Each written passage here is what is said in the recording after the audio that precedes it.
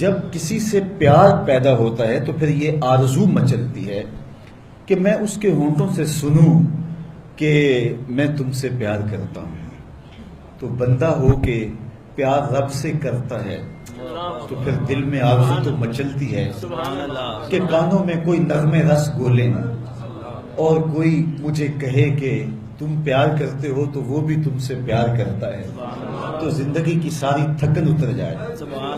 تو کہا کہ یہ سننا چاہتے ہو نا، یہ آرزو ہے نا تمہارے رت جگے، تمہاری راتوں کی تنہائیوں میں سجدے، تمہارا دن رات رکوع قیام اور تمہارا اس کے حضور پیچ و تاب اور اضطراب، اور زندگی کا یہ سارا تمہارا لف و نشر اس کی ذات کی رضا کے لیے ہے نا.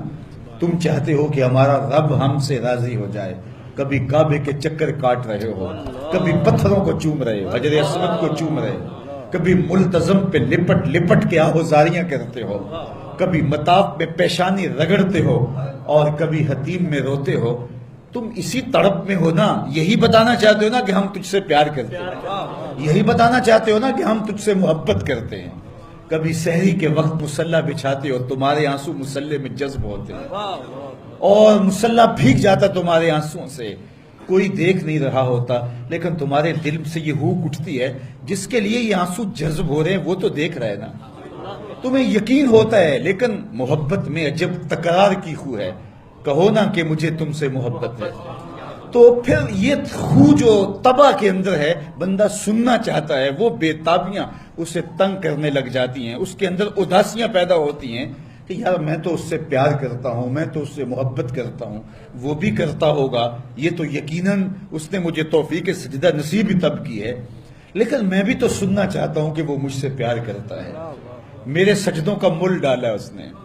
اگر میں گلی گلی کی خاک چھانی اور نگر نگر گھوم کے اس کے حرم کے چکر کاٹے اور دیوانہ وار گھوما تو وہ بھی تو کہے مجھے تیرے چکر عاشق زار نظر آ رہے ہیں اور میں تجھے پسند کرتا ہوں، تو چکر کاٹ رہا ہے، میرے حرم کا طواف کر رہا ہے، میں تیرے اوپر رحمتیں نچھاور کر رہا ہوں. تو سننا چاہتا ہے بندہ کہ وہ بھی کہے کہ ہاں تیری محبت قبول ہوئی، تیری محبت مراد کو پہنچی.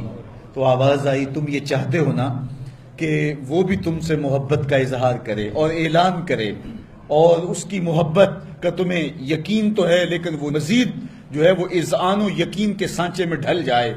تو کہا کہ یہ اگر تم چاہتے ہو تو تم ایک طریقہ بتاتا ہوں.